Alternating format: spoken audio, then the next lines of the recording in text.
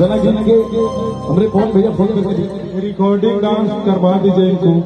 और आप जो बोलेंगे वही ना गाएंगे हम लोग। इनका इच्छा नहीं है कि डांस आपके साथ कर ले, खाली आप ही का इच्छा रहेगा। इनका इच्छा है कि हम लोग गाएं, पहले गाना सुनना चाहते हैं हम लोग। अच्छा 5 मिनट में दोनों गाते बता दे बड़ी अजीब प्रकार के अजीब टाइप के कलाकार गाना भी गा देंगे 5 मिनट और डांस भी करके दिखला देंगे। कि हो देवी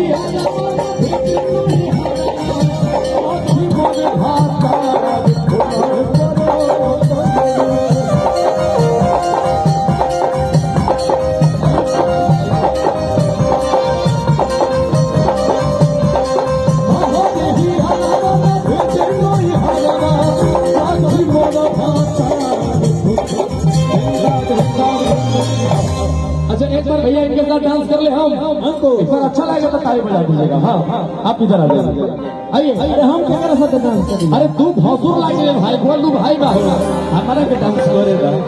आप बात समझो भाई, देखिए अंकुश राजा दोनों भाई बा लोग सब कुछ जानेला, लेकिन ये बहुत कम लोग जानेला दोनों भाई में बड़ के छोट के हम छोट हनी बड़ है ऐसे कहते नहीं भैया कि भौसुर लागे हम डांस करब तो ठीक बात समझो। ऐसा बात बा कि हम फगुआ भूख जाता नहीं ना ना भूखे के नहीं। एक बार देख लो, अच्छा लगे तो ताली बजा दियो लोग। अरे मिले खाती नहीं हर के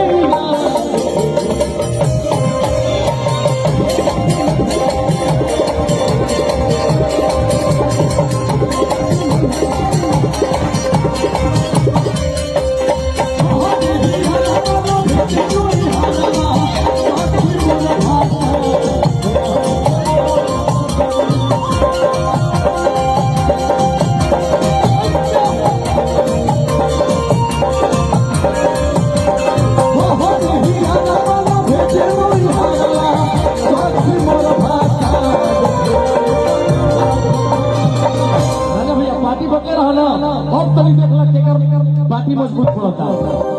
एक बार इधर आ जाइए, इधर आ जाइए। चलिए ऐसे दोनों हाथ उठाओ भाई लोग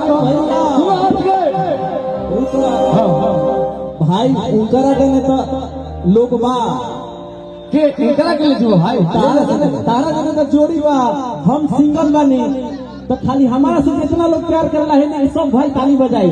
अरे ठीक बा। हाँ तू मिले खातिर नहीं हो गई